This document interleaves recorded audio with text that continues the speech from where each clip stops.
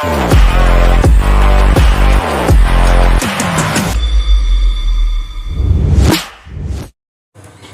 Morning student, Ojha ji की पाठशाला में आप लोग का बहुत बहुत स्वागत है।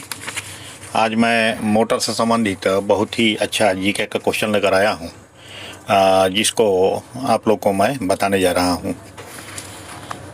तो जो क्वेश्चन है, विद्युत मोटर में कम्यूटेटर का कार्य क्या है।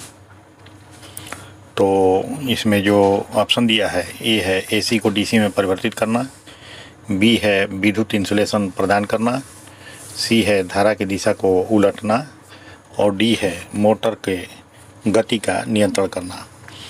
तो इसका जो सही ऑप्शन होगा, धारा की दिशा को उलटना इसका कार्य होता है।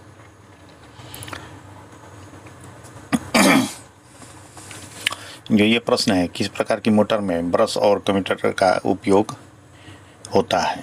तो जो ऑप्शन है, ए है डीसी मोटर, बी है एसी मोटर, सी है इंडक्शन मोटर, डी है सिंक्रोनस मोटर। तो इसका जो सही आंसर होगा वो होगा आपका डीसी मोटर। विद्युत मोटर में कोर लेमिनेशन का क्या उद्देश्य है। तो ए है मोटर का भार कम करने के लिए, बी है मोटर की दक्षता बढ़ाने के लिए, सी है विद्युत इंसुलेशन प्रदान करने के लिए और डी है मोटर के टार्क में सुधार करने के लिए। तो विद्युत मोटर में लेमिनेशन का, तो इसका जो सही ऑप्शन होगा वो ऑप्शन सी होगा, विद्युत इंसुलेशन प्रदान करने के लिए। और मेरा ये क्वेश्चन है, किस प्रकार की मोटर में रोटर के लिए अलग से शक्ति स्रोत की आवश्यकता नहीं होती है।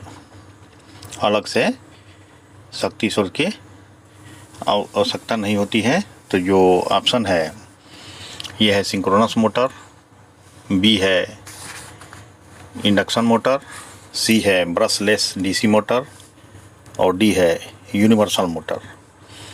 तो इसका जो सही जवाब होगा वो ये होगा सिंक्रोनस मोटर। विद्युत मोटर में स्टेटर का प्राथमिक कार्य क्या होता है। विद्युत मोटर में स्टेटर का प्राथमिक कार्य क्या होता है। तो ए है यांत्रिक सहायता प्रदान करना, बी है घूर्णनशील चुंबकीय क्षेत्र उत्पन्न करना और सी है विद्युत ऊर्जा को यांत्रिक ऊर्जा में परिवर्तित करना और डी है मोटर की गति को नियंत्रित करना। तो इसका जो सही आंसर होगा, घूर्णनशील चुंबकीय क्षेत्र को उत्पन्न करना, ऑप्शन बी।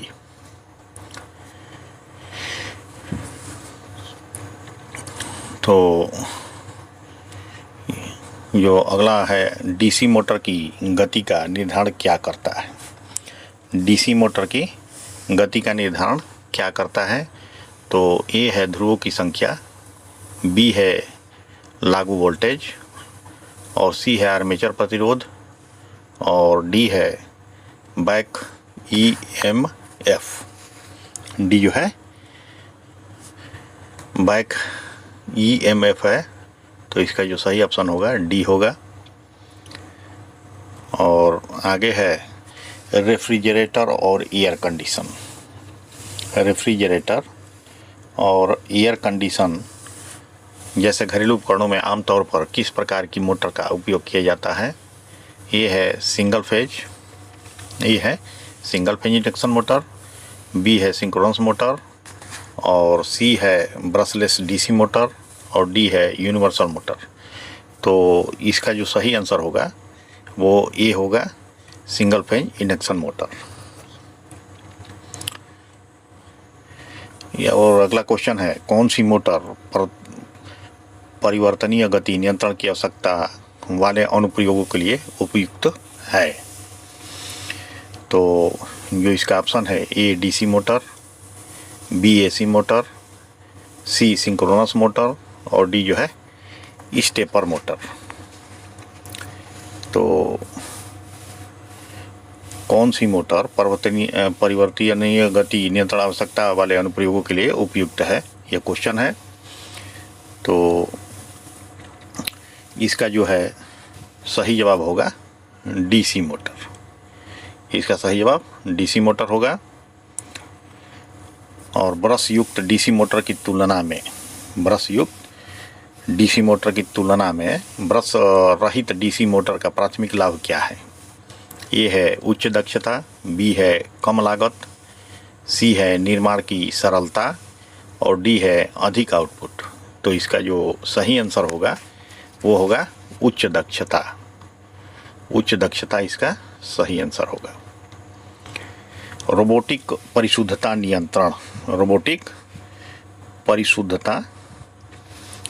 नियंत्रण अनुप्रयोगों में किस प्रकार की मोटर का उपयोग किया जाता है? ये है स्टेपर मोटर, और बी है एसी इंडक्शन मोटर, सी है सिंक्रोनस मोटर और डी जो है ब्रशलेस डीसी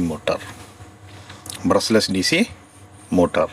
तो इसका जो सही ऑप्शन होगा ये होगा स्टेपर मोटर। उच्च गति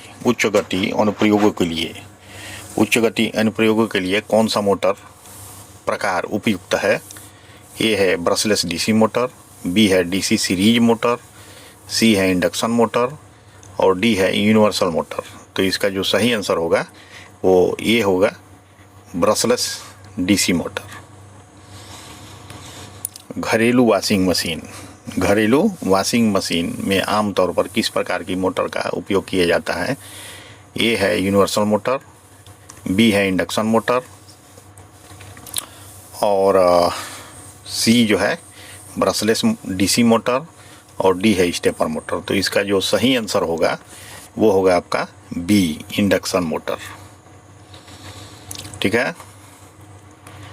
सीएनसी मशीनों और 3D प्रिंटर में आमतौर पर किस मोटर प्रकार का उपयोग किया जाता है?